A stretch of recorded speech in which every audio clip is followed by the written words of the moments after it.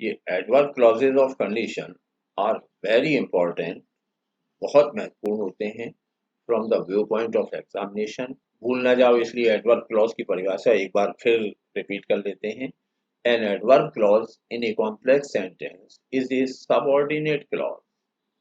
Adverb clause एक complex sentence में subordinate clause होता है which does the work of an adverb, जो एक एडवर्ब का काम करता है। इट में मॉडिफाई ए वर्ब, ये वर्ब को मॉडिफाई कर सकता है। एडजेक्टिव या एडवर्ब, किसी भी प्रिंसिपल क्लॉज में वर्ब एडजेक्टिव या दूसरे एडवर्ब को मॉडिफाई करने का काम करता है। और इतना इंपॉर्टेंट है कि बिना इसके एक जमाने में तो इंग्लिश का पेपर ही नहीं बना। Adverb clauses of condition are introduced by subordinating conjunctions, जैसे if, whether, unless, provided that, in case या ऑन कंडीशन दैट। जो कंजक्शन इसमें यूज आते हैं उसके पहले इस एक शब्द को दोबारा ध्यान से देखो। कंडीशन, कंडीशन का बोलचाल में मीनिंग होता है या दशा। दशा के अर्थ में ये ज्यादा उपयोग में आता है। गाड़ी की कंडीशन खराब है तो कंडीशन मान दशा है, हमारी कंडीशन खराब है तो दशा है। ग्रामर में जब इस कंडीशन का उपयोग करते हैं देन इट मीन्स शर्त। ग्रामर में कंडीशन का मीनिंग होता है शर्त। ग्रामर में ये कई मीनिंग बदलते हैं, जैसे सब्जेक्ट सामान्य बोलचाल में विषय होता है, ग्रामर में हम सब्जेक्ट का मीनिंग कर्ता से लेते हैं, काम करने वाले। तो शर्त बताने वाले जो वाक्य होते हैं वो इफ से शुरू होते हैं। इफ माने होता है यदि या अगर। वेदर माने भी यदि या अगर होता है। तो इफ और वेदर पर्यायवाची है, थोड़ा सा फर्क होता है, हम अभी बात। अनलेस होता है इफ नॉट, यदि नहीं। बस इस मीनिंग को ध्यान रखना है। इफ और अनलेस सबसे ज्यादा पूछे जाने वाले प्रयोगों में से एक। कुछ इसके वेरिएशन है जो लिटरेचर में और लिखने में ज्यादा उपयोग में आते हैं। प्रोवाइडेड दैट, अगर ये शर्त पूरी की जाए। इन केस, इस परिस्थिति में। ऑन कंडीशन दैट, इस शर्त पर। तो नीचे के तीन तो केवल रिटन डॉक्यूमेंट्स में उपयोग में आने वाले होते हैं। इफ, वेदर और unless they are frequently use, इनका भरपूर उपयोग होता है। अब इनका सही उपयोग करना सीखना है। जो काम करना है, classified two sentences in condition and outcome. दो जो सेंटेंस हैं, जनरली ग्रामर वाले 2S डायरेक्टेड में दो सेंटेंस देके वो कहा जाता है इफ, वेदर, अनलेस से जोड़ो, या फिर इनका जुड़ा हुआ सेंटेंस देके इंटरचेंज कराते हैं। हम दोनों तरह का प्रयोग करेंगे। पहला काम ये करना है, अगर दो सेंटेंस दिए हुए हैं तो classify them in condition and outcome. शर्त और नतीजे में परिवर्तित करो। जैसे यू वर्क हार्ड, आप मेहनत करते हैं। यू विल पास, आप पास होंगे। अब शर्त क्या है? मेहनत करते हो, ये कंडीशन है कि पास होगे, ये कंडीशन। मतलब ऐसे सोच लो कि मेहनत करोगे तो पास होगे, या पास हो जाओगे तो बाद में मेहनत कर लोगे। What is meaningful? अब पास होने पे मेहनत करना नहीं जमता, मेहनत करने पे ये नतीजा आ सकता है। अगर तुम कंडीशन पूरी करते हो, माने इफ यू वर्क हार्ड, अगर आप मेहनत करते हैं तो आउटकम ये होगा जो नीचे लिखा हुआ है। आप पहला वाला मत करो, दूसरा वाला नहीं। तो if you work hard you will pass, अगर तुम मेहनत करोगे तो पास हो जाओगे।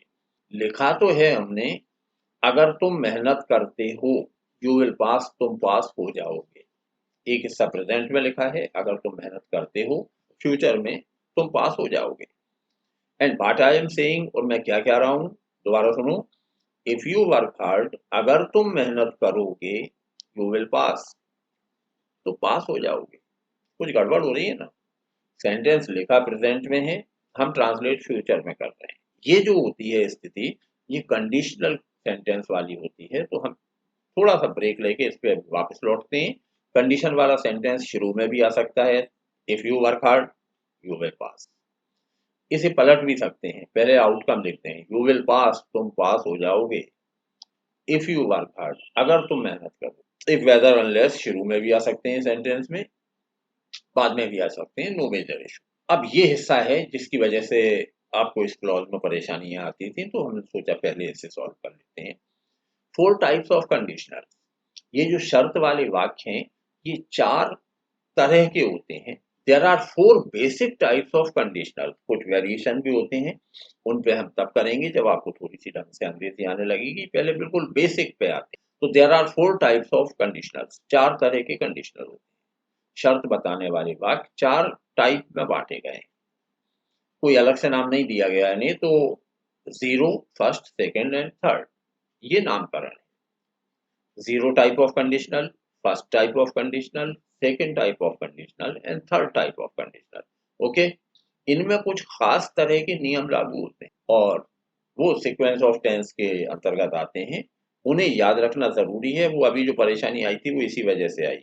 If you work hard you will pass, एक प्रेजेंट में लिख रहे हैं, एक फ्यूचर में, मीनिंग दोनों का फ्यूचर है। द जीरो कंडीशनल और जीरो टाइप ऑफ कंडीशनल, कुछ भी कह लो, the zero conditional expresses, zero conditional तब कहलाता है जब हम कुछ ऐसा व्यक्त करते हैं that is considered to be a universal truth, जो एक सार्वभौमिक सत्य है, यूनिवर्सल ट्रूथ है, यूनिवर्सल फैक्ट है।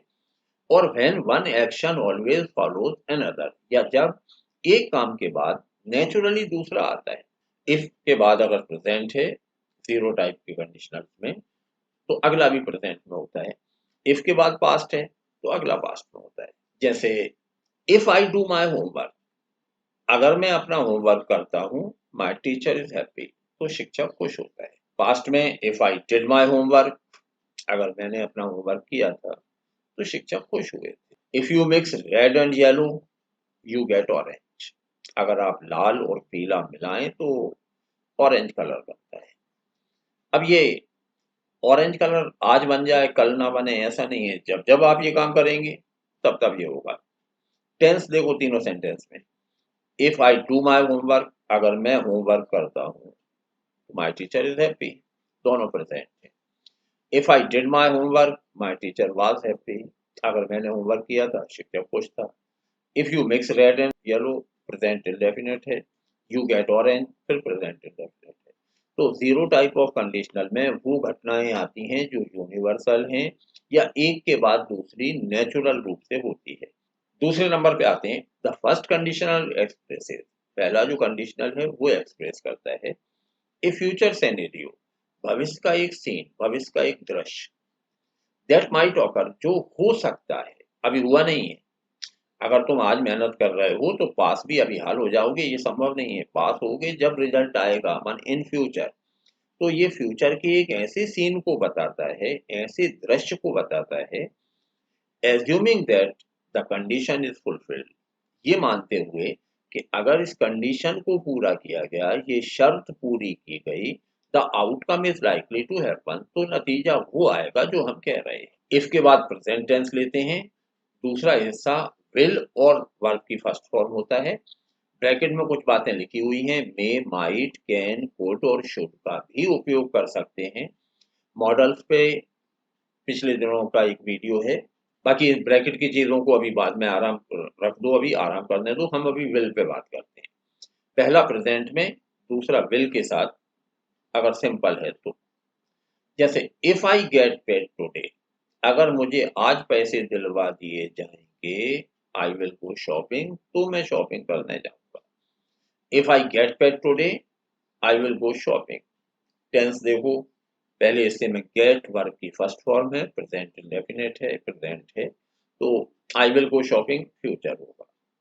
यहाँ if I will get paid today गलत है, दोनों फ्यूचर गलत होते हैं, अंग्रेजी में कभी नहीं आते। They can do it if they try, पलट के लिखो तो इफ दे ट्राई, अगर वे कोशिश करेंगे, दे कैन डू इट, वे कर सकते हैं। If you work hard you will पास, अभी हमने जो सेंटेंस लिया था ये बेसिक सेंटेंस है, इसे याद रखना, सारे सेंटेंस में मदद करेगा ये। इफ यू वर्क हार्ड, अगर तुम मेहनत करोगे, यू विल पास, तो पास हो जाओगे। ये फर्स्ट टाइप ऑफ कंडीशनल या ओपन टाइप ऑफ कंडीशनल इसलिए कहलाता है क्योंकि अभी आप ये काम कर सकते हैं, मेहनत करने वाला काम कर सकते हैं, और अगर आपने ये कंडीशन पूरी की तो आउटकम वो आएगा जो आगे लिखा हुआ है, रिजल्ट वो आएगा जो आगे लिखा है, यू विल पास, आप पास हो जाएंगे। सेकंड कंडीशनल होते हैं the second conditional can either refer to future hypothetical, second type के जो कंडीशनल होते हैं वो या तो फ्यूचर हाइपोथेटिकल को बताते हैं। हाइपोथेटिकल होता है परिकल्पनात्मक, माने काल्पनिक। फ्यूचर हाइपोथेटिकल्स माने भविष्य की ऐसी घटना जो पूरी तरह परिकल्पनात्मक है, होने वाली नहीं।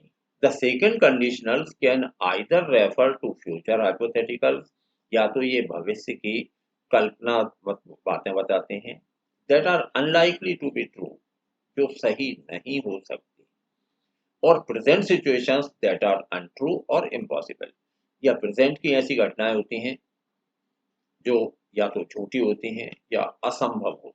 इफ के बाद ऐसी स्थिति में सिंपल पास्ट का उपयोग करते हैं। अगले वाले को वुड सबसे ज्यादा चलता है, माइट और कुड भी आ सकता है इन्फिनेटिव वर्ब की फर्स्ट फॉर्म। जैसे if I met the president, अगर मैं राष्ट्रपति जी से मिला। अब ये भविष्य की ऐसी घटना है जो संभव भी नहीं लग रही। If I met the president, अगर मैं प्रेसिडेंट से मिलता, अगर मैं राष्ट्रपति जी से मिलता, तो I would be too nervous to speak, इतना नर्वस हो जाता कि बोल नहीं पाता। अब ये इतना नर्वस हो जाता, बोल नहीं पाता, कब होगा? जब मुझे ये चांस मिले कि मैं राष्ट्रपति जी के सामने जाऊं, और इस बात की कोई संभावना अभी तो दिखाई नहीं दे रही। ये घटना अनलाइकली टू बी ट्रू है, या तो अनट्रू है, या ये इम्पॉसिबल है अभी की स्थिति में कि राष्ट्रपति जी मुझसे बात करें।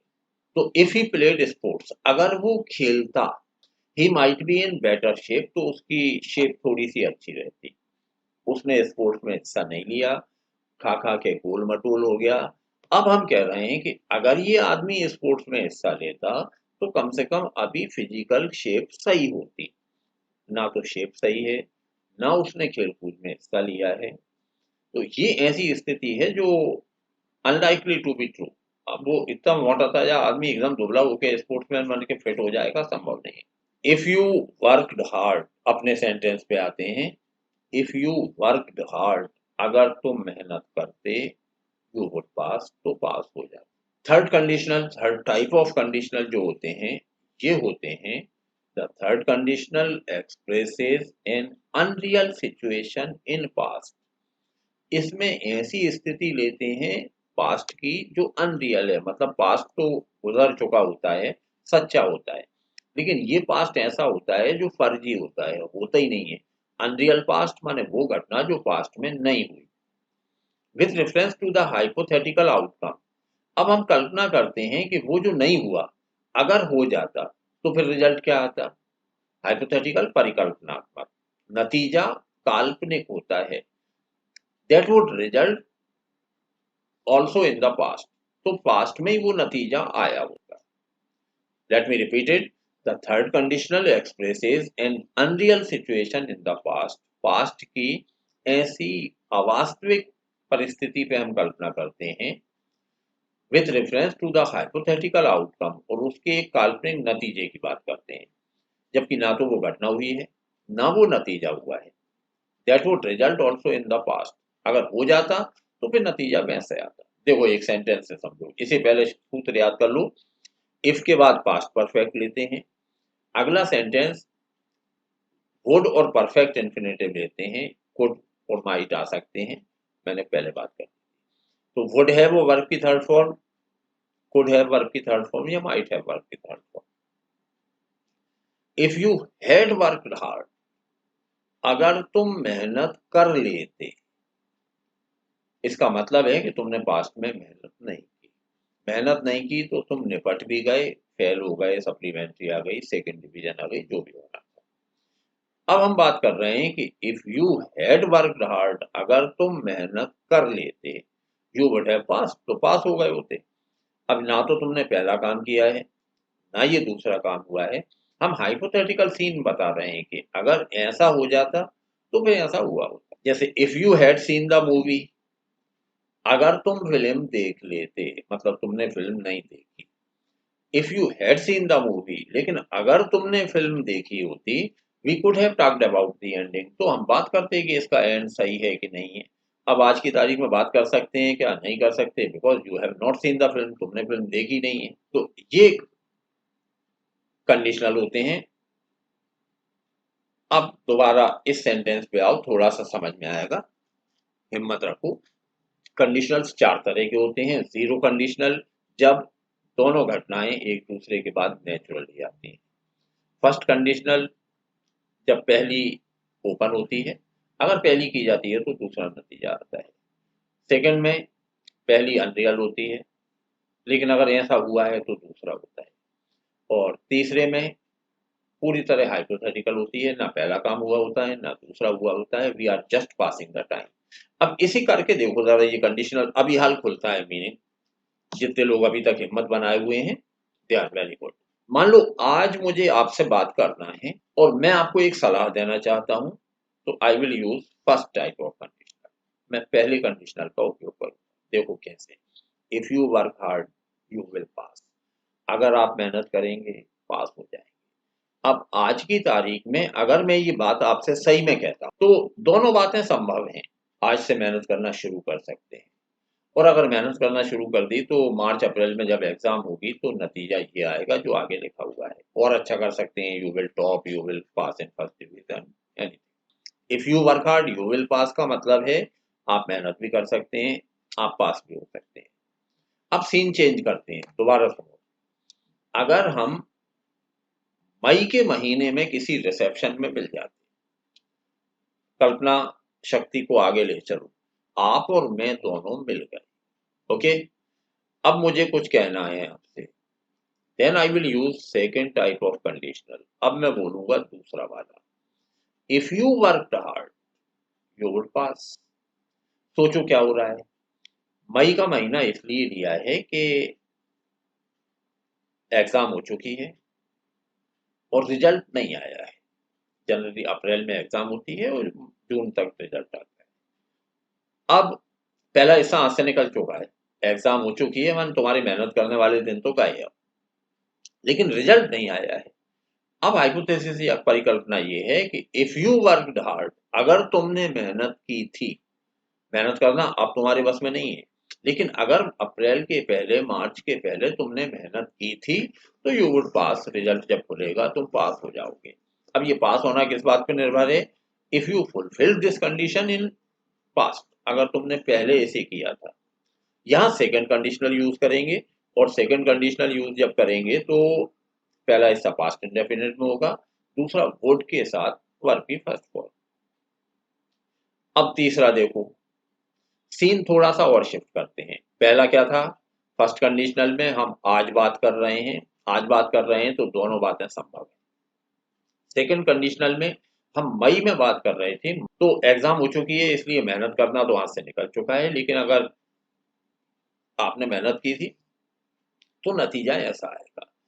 अब तीसरा सीन चेंज करते हैं, जुलाई अगर हम मिलें, जुलाई क्या क्या हो चुका होगा, एग्जाम हो चुकी होगी, रिजल्ट आ चुका होगा, और आपकी फर्स्ट सेकंड थर्ड डिवीजन जो आना है वो आ गई होगी, फेल होना है फेल हो गए होगे, पास होना है पास हो गए होगे, टॉप करना है टॉप कर दिया होगा, ठीक है ना। अब अगर हम उस दिन बात करना चाहते हैं तो मैं कहूंगा तीसरे टाइप का, if you had worked hard, अगर तुम मेहनत कर लेते, तो फिर अगला सेंटेंस बदलता जाता है, यू वुड हैव पास्ड, उससे कहेंगे जो फेल हो गया, जो विद्यार्थी फेल हो गया उससे कहेंगे कि if you had worked hard you would have passed, अगर तुम मेहनत कर लेते पास हो जाते। You would have passed in first division, first आ जाती, उससे कहेंगे जिसकी सेकंड आ चुकी है, मार्कशीट आ गई है, अब कोई चेंज नहीं हो सकता, लेकिन मन समझाने के लिए वो कहते होगे ना तुम 2 नंबर और आ जाते। अब कहाँ से आ जाते, जितना लिख के आए उतने नंबर आए, लेकिन अगर 2 और आ जाते तो फर्स्ट बन जाती। ये थर्ड टाइप ऑफ हाइपोथेटिकल है, ना तो पहला हो सकता और ना पहला होने पे, लेकिन अगर पहला हो जाता तो दूसरा जरूर होता। 2 नंबर और आ जाते तो वो 58 के 60 हो जाते, लेकिन पहले जो जब आना थे तब नंबर आए नहीं। लिटरेचर में बहुत यूज किया जाता है, if you had worked hard, अगर तुम मेहनत कर लेते, मतलब तुमने मेहनत नहीं की, यू वुड हैव पास, तो पास हो जाते। अब इसका फायदा सुनो, पहले सेंटेंस में अगर वर्क खाली होता, वर्क की जगह खाली स्थान, और विकल्प में वर्क, वर्कड, हैड वर्कड और वर्किंग चारों लिखे हुए, अब कैसे झांटोगे कि वर्क ही भरा होना चाहिए। यहाँ एक बहुत काम का सूत्र सुनो, खाली स्थान तो खाली होता है, वहां कोई ज्ञान नहीं लग सकता क्योंकि वो खाली है। हमेशा भरे हुए स्थान से ये पता पड़ता है कि खाली स्थान में क्या आएगा। Got it? Late me repeat, खाली स्थान तो खाली होता है, और जब वो खाली है तो वहाँ क्या ज्ञान लगाते हो? ज्ञान हमेशा लगेगा भरे हुए स्थान से। अब पहले सेंटेंस में अगर वर्क खाली कर लें, और कल्पना करो वर्क, वर्कड और हैड वर्कड या वर्किंग विकल्प हैं, तो कैसे वर्क चुन रहे हो? आगे वाले स्थान, भरे हुए स्थान को देखो, वहां बिल लगा हुआ है। इफ वाला सेंटेंस है, मतलब ये हो गया first type of conditional. Okay, first type of conditional में पहला हिस्सा प्रेजेंट में आता है, दूसरा फ्यूचर में। तो वर्क, वर्कड और हैड वर्क में से प्रेजेंट वाली फॉर्म वर्क है। वर्क्स क्यों नहीं? क्योंकि करता यू है। अगर ही होता तो सही आंसर होता वर्क। ओके, शिफ्ट करूं थोड़ा सा, विल खाली होता और हमने विकल्प दिए होते विल, वुड और वुड है।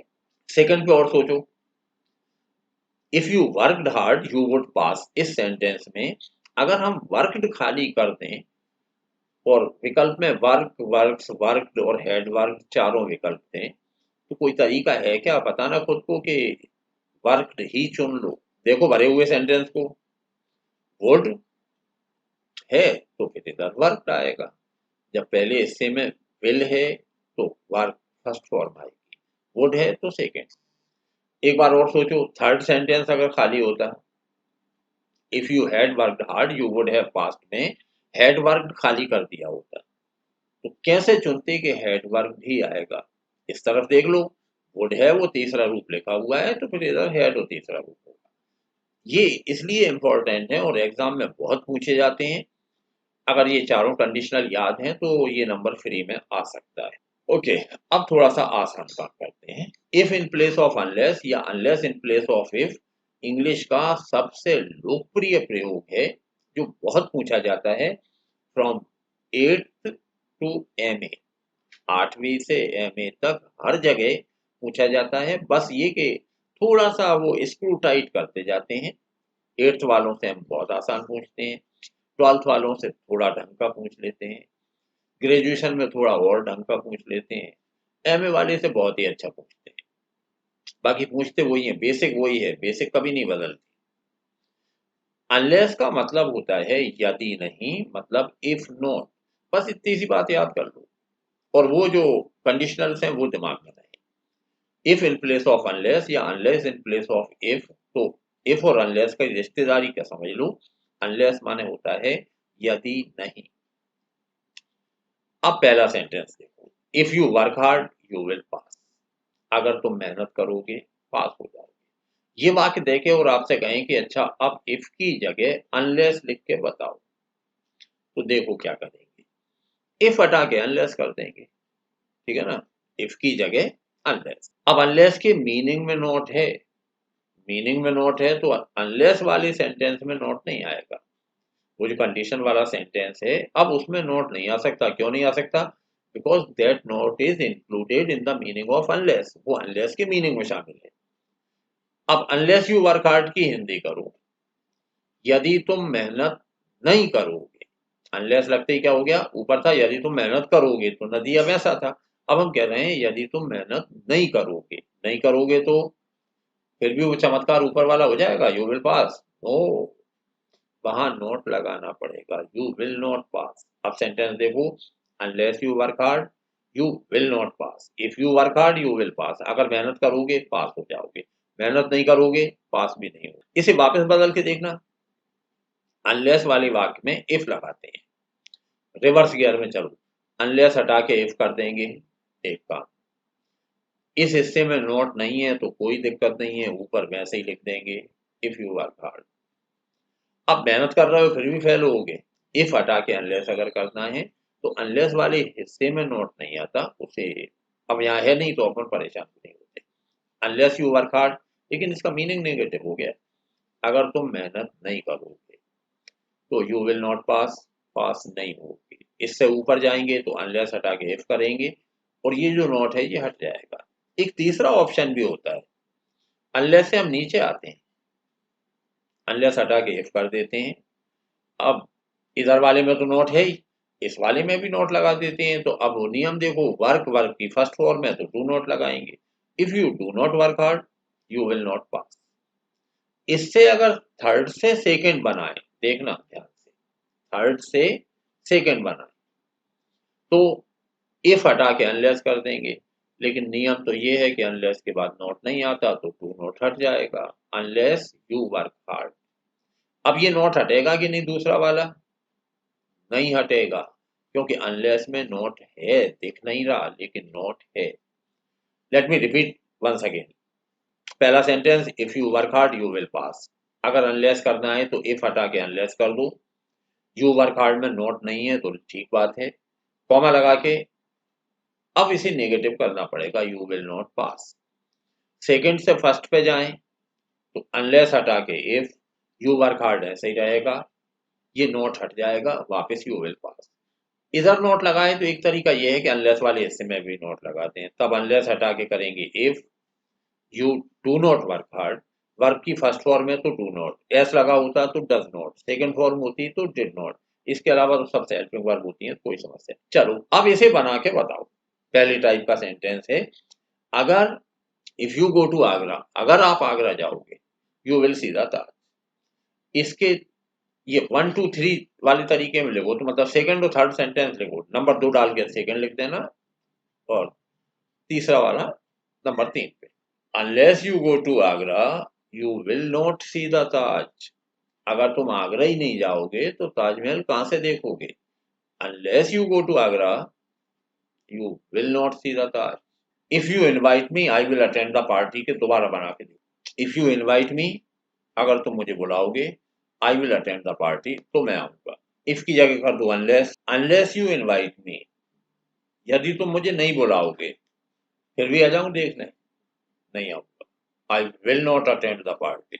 If you do, if you invite me I will attend the party को जब अनलेस से सेकंड वाला बनाएंगे तो बनेगा अनलेस यू इनवाइट मी, यदि आप मुझे नहीं बुलाएंगे तो I will not attend the party, मैं पार्टी में नहीं आऊंगा।